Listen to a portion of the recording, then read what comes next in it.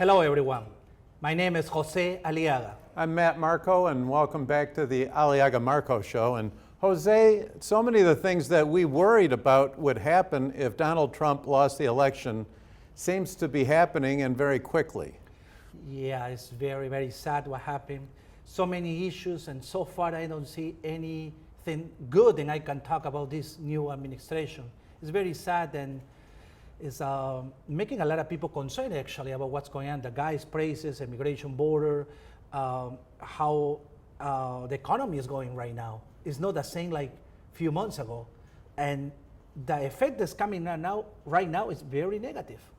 Yes, and a lot of the things that Donald Trump fixed, because he was a fixer, Biden seems to be unfixing and going back to the old ways. And one thing that's really got my ire up right now as we're talking is this $2 trillion, what they're calling a rescue package, is going to probably be passed today, which is just pork. Only 9% of it has any relationship to this China virus rescue. And also, a lot of money is going to go to everybody, including felons and prisoners, and it's basically a bailout package and a payoff for these Democrat governors and cities that have mismanaged their budgets through the years, and it's just going to be a payback to all these people, and it's going to add just about $2 trillion to our national debt.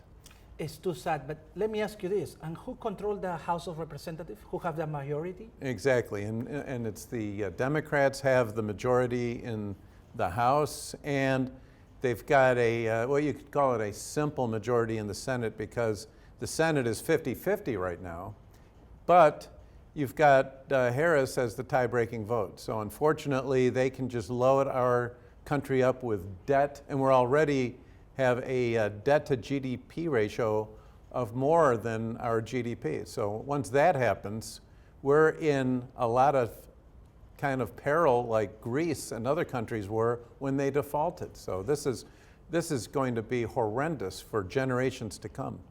I mean, just for day one, when Joe Biden took office at the White House, the first thing he does is sign some executive order. And this is the first time in American history when one president of the United States on the first day signed an executive order and create so much unemployment. Because Right. a lot of people lost their jobs, even though he says, quote, nobody's gonna lose jobs before the election. He got elected, and the first thing he does is sign executive order and got employed several people. And then he said, somebody asked from the media, President Biden, what these people will do now that they lose their job? He says, quote, they will find another job. And to be specific, he stopped the construction of the Keystone XL pipeline, which employed more than 11,000 people, high-paid pipeline workers, welders and engineers and pipe fitters. And also, this was going to transport oil all the way from Canada down to Louisiana to the refineries down there.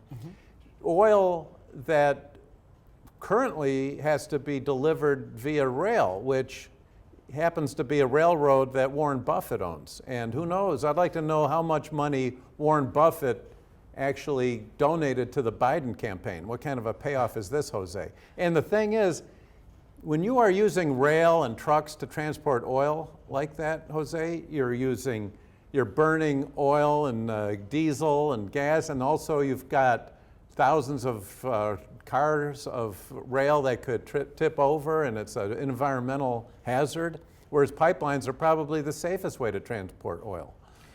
Right, and that's interesting because China burned a lot of fuels, because their population is a lot more than what we have in America. I mean, if you look at it, China and India have half of the population of the world, and their manufacture and their contamination is tremendous. And you bring up a good point, Jose, because one of the things that Biden did, which has also got my ire up, he's bringing us back into the Paris Climate Accords, which is going to cost us a ton of money. Basically, what this is a international redistribution of wealth. Right. And it exempts China, which is by far the biggest polluter in the world. And part of the irony here, Jose, is that over the 4 years of the Trump administration, US CO2 production significantly dropped. And the reason was because one of the greatest accomplishments of President Trump was to make the US the biggest oil and gas producer in the world, making us basically energy independent. Right. But because the price of natural gas dropped so significantly, many energy plants, electric plants that were powered by coal, were able to convert over to natural gas, which is much cleaner. And this is why our CO2 production dropped. Now Biden is doing things that's going to increase the cost of natural gas and oil. And we see it now. In the last just 2 months, we increased even gas, everything went up. Yeah, it's going up significantly. Yeah, I really disappointed about it because basically Biden's speech was, he's very nice, I'm gonna keep it cool, it's gonna be the same, and not. It's a big change in the last 2 months, and it's hurt a lot of families and the American people. It's very sad what's happening here. Yes. And I don't have much high expectations about the future so far in the last 2 months, how he presents himself, and even he doesn't hold press conference. I don't know if this week he did, but so far he has not. And nah. It's very concerning because we knew during the campaign that this man is showing some signs of advanced dementia.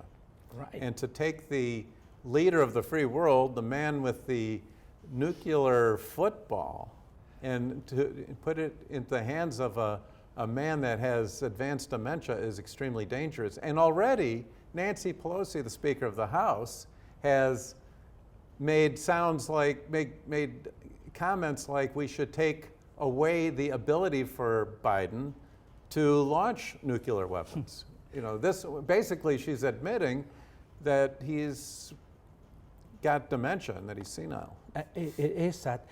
Stefan, we have a meme there I want to show you. It's regarding the stimulus package about the taxes, and I want your opinion about it. I found this on Facebook.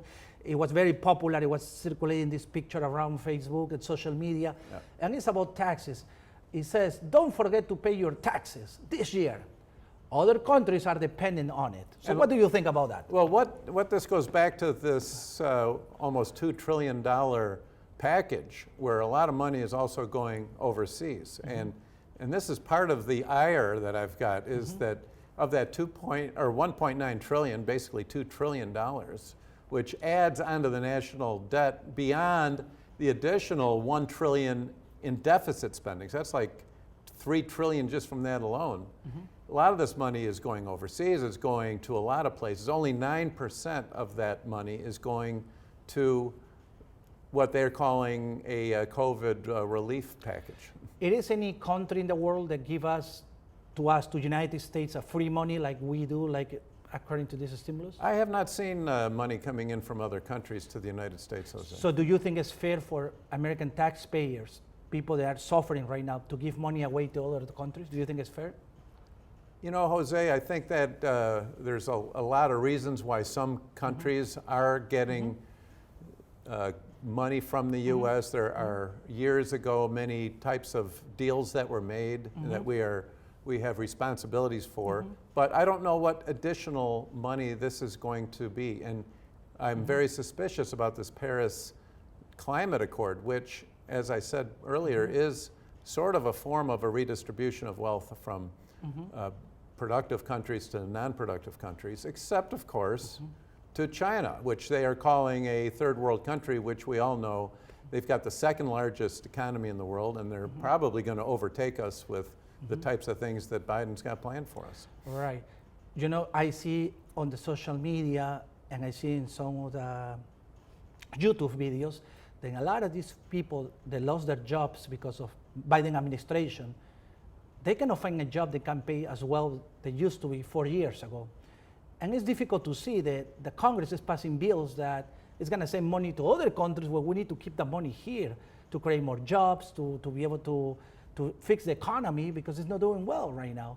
And it's, to me, sad to see that that's happening.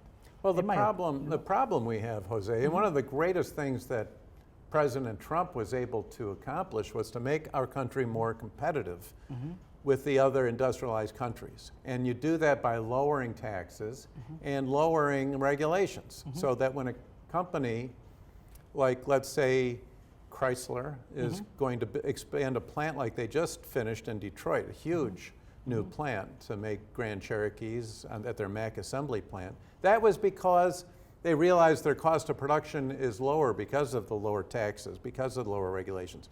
Now Biden is proposing higher taxes, more regulations. So now when companies are deciding where to go, it's going to make us a lot less competitive, and all that equates down to jobs.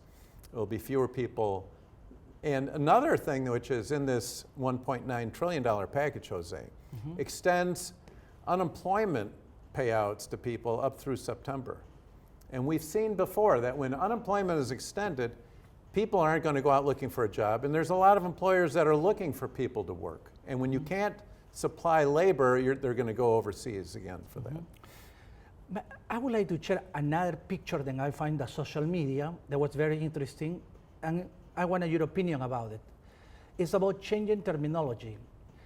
Obama Immigration Detention Center, that was back in the Obama administration time. Then you see the picture says Trump kids in cages is what the media portray to people and show that picture. And now it's called Biden Migrant Child Facility. So what do you think about that? So what happened here was President Trump inherited a problem from the Obama administration because they had attracted in all these migrants up actually they're going through Mexico, coming up from Guatemala, South American countries, Central American countries, and they got held up at the border. Obama built these detention centers, which they called cages and all that. When President Trump took over, now all of a sudden the media was showing these pictures, which were actually taken during the Obama administration, and saying, oh, Trump is putting children in cages and all that. And the media blasted Trump as they always did. But the brilliant thing that President Trump did, he couldn't get Congress to work on an immigration plan that would fix this problem. He went around Congress. He negotiated with Guatemala, he negotiated with Mexico to hold these asylum seekers. So if you were crossing from, let's say, Guatemala, you would have to, and you went into Mexico and applied for asylum in the United States, that they would be held in Mexico until their hearing came up. Before that, they were doing what they called catch and release, which was they would apply for asylum, they'd take down their address, their phone number, and say, all right, go off in the United States and we'll call you when it's time for your trial or your hearing with the judge, which would be years later, and nobody would show up, of course, because they're somewhere lost in the country. President Trump stopped that with those deals. As soon as Biden became president, he ruined that correction, and now we've got this problem again. Plus, he's trying to change the immigration policy where he's going to give citizenship to people after 8 years that are already in the country, and he's got all these other things. So he's starting the catch and release, and they're also catching and releasing people that are infected with the Chinese virus into the country, which is another problem in itself. Plus, you've got the problem that you've got all these children that the laws are, you've got to hold them for a period of time. Because these are children that are coming in unaccompanied by their parents. What I think is not fair is that Biden is actually making all these laws to help people that we don't know who they are, because the process, how it is people they want to immigrate to the United States, they have to start the process in the embassy of the United States of each country. For instance, I know several people, I'll give you an example. They were green card, they did everything right for many years to become green card holder, which is a residence. Right. Because the pandemic, they went to visit their families and they couldn't come back on time because of the pandemic. They shut down all the international airports. Many of these people now, they have to reapply for green card, and they have to pay a lot of money, lawyer fees and all this process, to go to this process to be able to get the green card again. Now Biden was proposing is basically every person that was basically undocumented person can actually get to the papers very quick, that the people that want to actually do it in the right way, they are in the line. So these people jump into the line and get a faster expedite than the people that actually playing by the rules. And I don't think so it's fair. And I can tell you, I know several people right now stuck in many countries that they're waiting for the embassy to reply all that, but the people that actually broke the law and everything, they're getting everything expedite. and we don't know who they are. I mean, it's I give you an example what happened with Peru. Peru tried to apply the same policies than Biden down there. Oh, let's be friendly, everybody coming here. And some people are good people, but some people, it came and crime increased so much in Peru that it's not very safe anymore. Many of the places, the jails are full of these immigrant people that are doing crimes. And the problem was that the government never filtered out. They just let everybody come in. We try to be nice, but there's not sometimes the right approach. That's why we need to have this solid system, secure our borders, and have a really comprehensive immigration reform, but it never is done. And Biden, what he's doing is just open all the borders and make laws that actually doesn't make sense, because we can open to everybody. We need to actually bring the best people here. We want the best, and President Trump wanted to change the immigration policy from a lottery to a merit-based system. So rather than just saying to each country, you've got X number of visas that we're going to give you and just have a lottery for it, let's have them apply and take people that have skills that we need in the United States. And this is actually the way I think just about every other country does it.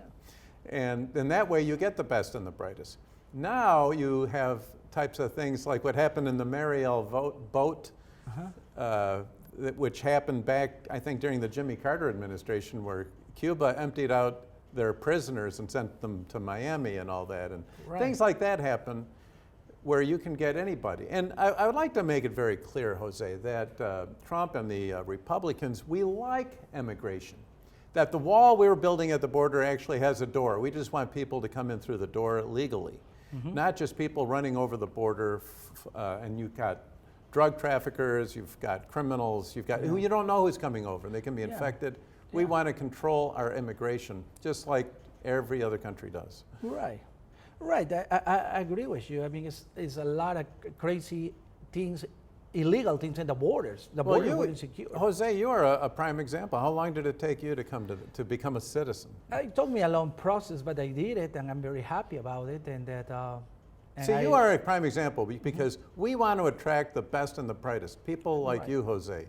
Educated people that want to make a difference and help our country, like you are so passionate about doing the right thing that you've gotten involved with public service. You're helping out Independence Township. You've been elected several times the #1 vote getter in the last election, which is because people appreciate the hard work that you do. And you've done a lot of work that people don't know about. In fact, I even know after we came back from Peru a year ago, people got trapped down there because they closed the airports and everything. The work that you did to help bring Americans back who were trapped down there. And these are things that just go unnoticed, but I know that you do a lot of work like that. Thank you, man. Appreciate it. Thanks. So thank you and we want to attract the best and the brightest people into this country. This country is made up of immigrants. We want them, but we want to have a process that's fair to the people that are following the laws, that like you, who waited in line, who went through all the paperwork. It took them years. We don't want to reward people who came in as criminals, because if you break the law, that makes you a criminal, let's face it. If you come in here, if you overstay a visitor visa and just disappear, that makes you a criminal. We don't want to reward that kind of behavior. We want people that are following the rules and doing the right thing, and reward them for following the rules and doing the right thing. And Biden has created a magnet for people to migrate migrate here, because now he's already said he wants to give them free health care, he wants to give them free education, shelter, give them money and all that. It's just going to draw in all these people from around the world. They go from all over the world down to Latin America. In fact, we've already seen a bunch of Iranians that were caught coming through the Mexican border like this. So we've got to protect our borders, Jose. Yeah, and I remember before President Trump, human trafficking was a huge thing down in the borders. I mean, we have a lot of those cases coming from Arizona, Texas. President Trump wants to secure the borders, and I think that was the right approach. Now, I didn't see yet the data yet, but I'm gonna look into see how it's gonna change with now Biden policies, because basically it's not securing the borders. And beyond this, Jose, back, one thing he's done beyond stopping the construction of the border wall, which has already been paid for. You got pieces of it just lying there ready for construction. He's stopped that. So all those people who are putting up that wall lost their jobs. But he's also now defanged ICE, which was the agency who was tasked with finding people who crossed the border illegally, finding them and then bringing them back out of the country. He's basically taken away their authority. So now if you do cross into the country, there's no way to go and catch you. People know this. And they think, all right, now is the time to come and sneak through because you can get through and nobody's going to do anything about it. Mm-hmm. It is very sad. Matt, since we're talking about these important subjects, and there's a lot of people that follow us, through North Oakland Republican Club, and you are the president, and I know it's coming up a big event here in Independence Township, Clarkston area. I think we have the information right there. If Stefan, you can actually check. Yes, our next North Oakland Republican Club meeting, which is going to be April 25th. We're coming to Independence Township, where you're a trustee, and it's going to be at the Deer Lake Athletic Club. First in-person meeting that we've had since October because of the Chinese virus. But what I've done this time is I've invited the leadership of the Michigan Republican Party. That's Ron Weiser, who's the chairman, and Michonne Maddock, who's the vice chairman. And another thing that people don't understand is that North Oakland Republican Club is independent. We're not affiliated with the Republican Party. So there's a lot of discontent, Jose, among the grassroots Republicans. And I thought this would be a good opportunity for them to meet the leadership and express their discontent to them, and also to hear from the leadership of it what their plan is to deal with it. There's a lot of disunity. And the reality is, our goal, Jose, is to beat the Democrats, because we see what they're doing to this country. We've got to get Republicans elected, get the Democrats out. We've got to unify the Republican Party. There's a lot of discontent. And it comes from incumbent legislators in the Michigan legislature. Yep. That's quite a phone alarm you have there, Jose. I'll bet the vibration is pretty good too. Thank you. The Michigan legislature, who had an opportunity to nullify the election results because of the fraud that we saw, and you can just look at our YouTube video with North Oakland Republican Club, which in our November meeting, which is on our YouTube, shows eyewitnesses like yourself who actually saw the fraud happening. That we had elected Republicans who still did not nullify the election because they had the opportunity to send the electors who could have sent those votes to Donald Trump. We could have. So there's a lot of discontent over that, and our governor, who has actually apparently raised the death level from these Chinese virus by putting infected people into the nursing homes, which caused a third of the death count right there. And she kept our economy locked down to raise the unemployment numbers. All these perhaps could have been for political reasons to help get Biden elected. So there's this discontent. I think that it's important for people to talk to the leadership of the Republican Party. And our April 22nd meeting is going to be about that nursing home crisis, Jose. Oh, good. So, Matt, do you have a Facebook for NORC? There is Facebook. You have to search North Oakland Republican Club to find NORC, and as well as North Oakland Republican Club on YouTube. And we also have a website as well. So for the people that want to watch some of these NORC interviews or NORC information, where they can find those videos? Right, you just go to YouTube and search North Oakland Republican Club. Don't search NORC. I don't know what you'll find, but it's not going to be North Oakland Republican Club. It's sort of like if you search whitehouse.com, you're going to probably find a porn site or something like that. Okay, so you don't want to do that. There's a lot of things. You got to be very exact with websites and YouTube and all that. But we subscribe to the NORC YouTube channel, just like you should be subscribing to the Aliaga and Marko show. Yes, that's right. We have a Facebook page where you can look at it, the Aliaga and Marko show, and you can give us a like, a comment. We always appreciate we always look into Facebook and look at your comment and address some of the questions or concerns about some of the hot topics we talk every day, every week, because there are topics that affect our life, and that we always not just talk about it, we always talk about solutions as well, because it's about addressing the problem and bring some solution to the problem. And that's what actually I see Donald Trump did in the last 4 years. He brought solutions, and it's sad to see that we've got a new president who is undoing those solutions and going back just for political advantages, and it appears that it's causing a lot of damage to our country. But Jose, we are just a year away from another election year. We have a chance to get in some new state legislators. We got a chance to get it to change Congress. So there's a lot that can be done and a lot that should be paid attention to. Yeah, I agree. Matt, before we finish, can you tell me a little bit about what Ron Weiser, the new chairman of the Michigan Republican Party, is going to talk about it in the meeting? Well, all I have done is told Ambassador Weiser. He's an ambassador. He was an ambassador, and he was chairman of the Michigan Republican Party back a couple of years ago. So he's coming back to that role. Hopefully, he's going to give us the vision of what it's going to take to make the Michigan Republican Party successful again.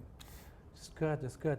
Well, before we finish, Matt, any other thing that you want to say before? Well, I think we can save that for the next time. Yeah, we've taken it, I think, to the limit here, Jose. But it's good to be back here in person with you again. Me too. Me too. I'm enjoying that. I'm enjoying your freedoms, and looking forward as well for the next show. Thank you so much, Matt. And if you haven't yet subscribed to the Aliaga and Marko channel that you're watching here, hit the bell, and we'll try to continue to bring you some more insights. Yes. Well, that's all for today. Thank you so much, and God bless you.